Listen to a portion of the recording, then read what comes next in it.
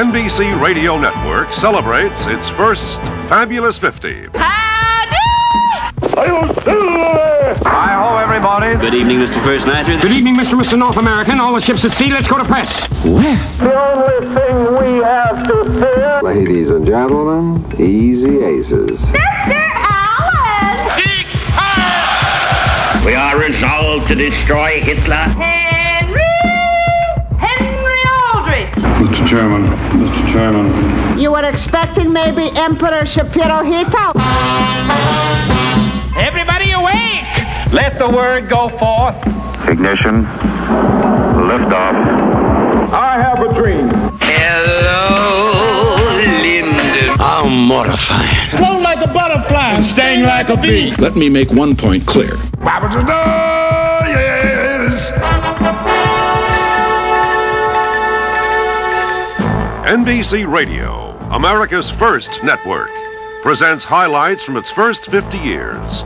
5 one-hour shows with hosts Arlene Francis, Bob Hope, Bing Crosby, John Chancellor, and Ben Grower, with special material by Joe Garagiola and Edwin Newman.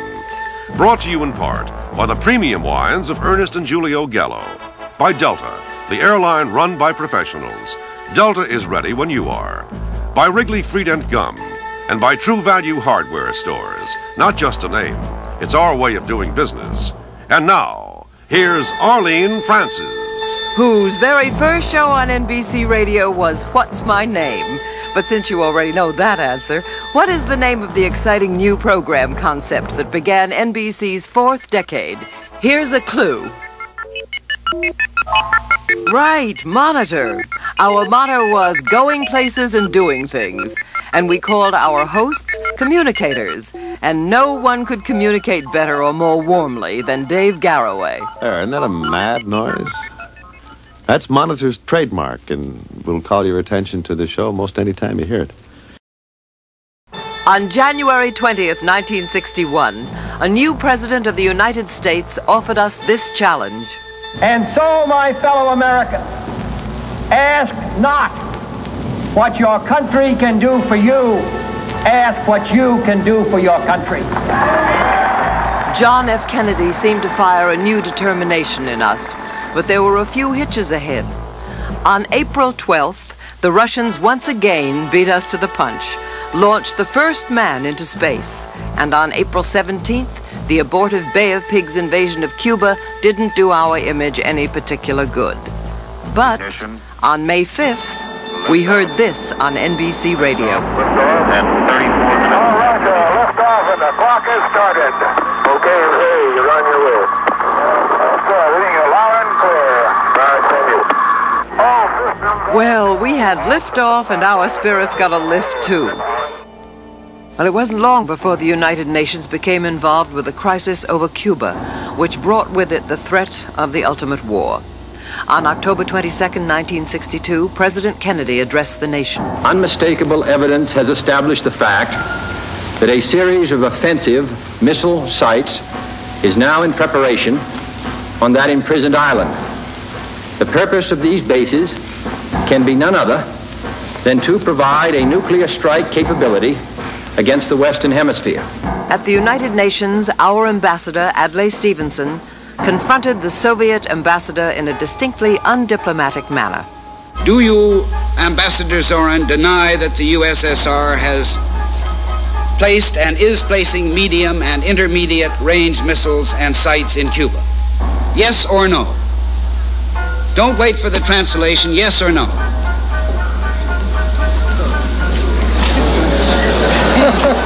The Russian didn't answer yes or no, as his interpreter indicated. Sir, will you please continue your statement? You will have your answer in due course.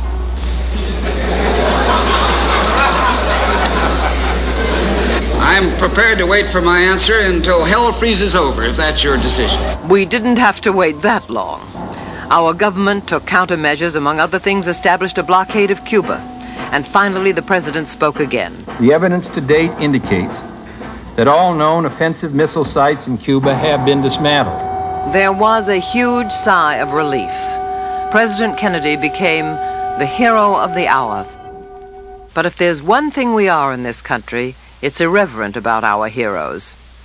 A comedy album titled The First Family became a national favorite. Family, family, family. Jack, there's just too much family. Can't we ever get away alone? Tomorrow. I promise tomorrow we'll go away together tomorrow.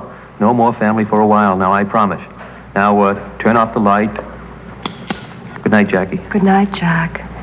Good night, Bobby. Good night, Ethel. Another kind of humor, if you want to call it that, was provided by the man who had been unsuccessful in his bid to become governor of California in November 1962. As I leave you, I want you to know, just think how much you're going to be missing. You don't have Nixon to kick around anymore.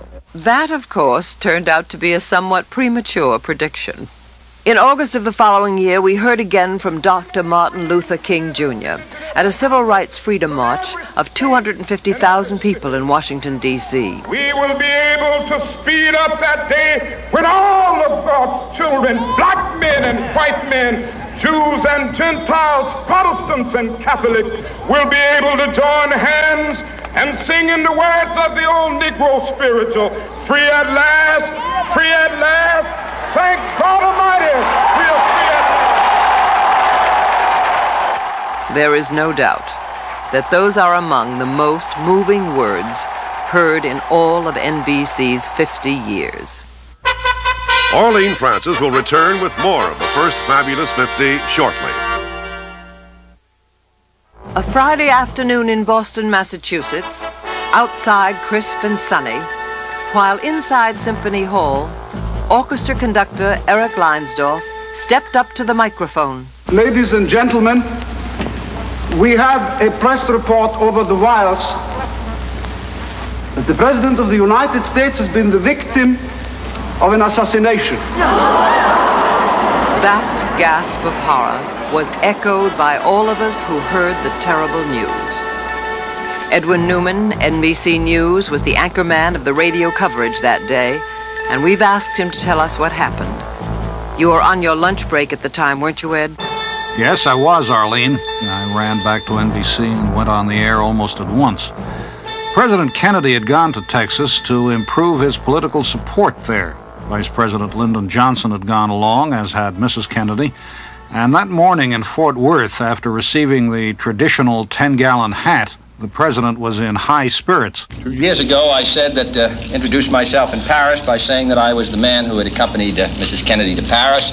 I'm getting that same sensation as I travel around Texas. The presidential party then moved on to Dallas. The president's car is now turning onto Elm Street, and it will be only a matter of minutes before he arrives at the trademark. It appears as though something has happened in the motorcade route. Something, I repeat, has happened in the motorcade route. Then, from further along the motorcade route, we understand there has been a shooting. The presidential car coming up now. We know it's the presidential car. You can see Mrs. Kennedy's pink suit. There's a Secret Service man, spread eagle, over the top of the car. We understand Governor and Mrs. Connolly are in the car with President and Mrs. Kennedy. We can't see who has been hit, if anybody's been hit, but apparently something is wrong here. Something is terribly wrong. Then began the period of waiting. Reports continued from the hospital. The president had been seriously wounded. Governor John Connolly had been wounded, too. 2 priests were reported to have administered the last rites to the president. I can remember announcing that myself.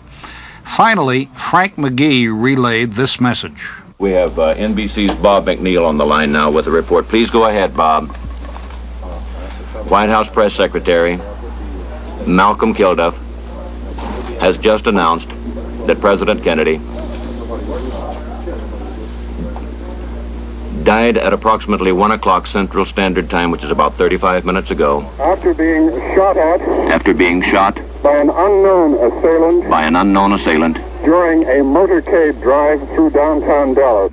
There was great concern for the safety of Vice President Johnson. But once the news of President Kennedy's death was confirmed, Mr. Johnson went aboard Air Force One, where he was sworn in as president by an old friend, Judge Sarah Hughes. I do solemnly swear that I will faithfully execute. It was only by chance that this record of the swearing-in exists. It was made on a small, non-professional recording machine, which was the only one available. somebody thought of using it at the very last moment. Preserve, protect, defend the Constitution of the United States.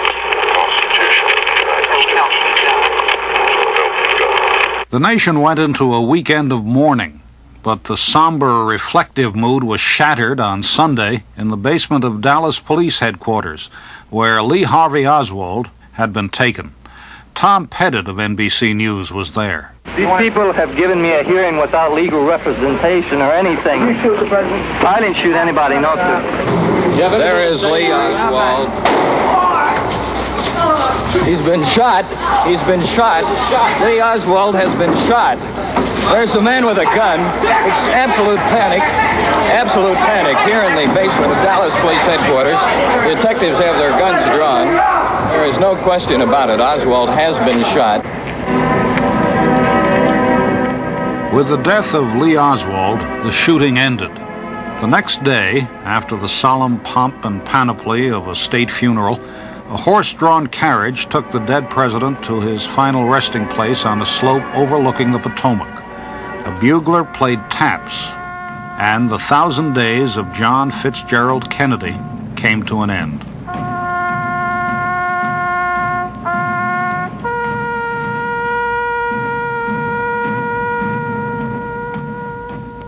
Thank you, Edwin Newman, NBC News.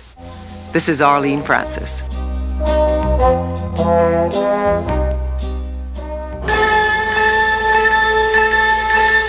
You have been listening to The First Fabulous 50, produced by Elliot Drake and Charles Garment. Creative assistance by Warren Hogan. This has been a production of the NBC Radio Network.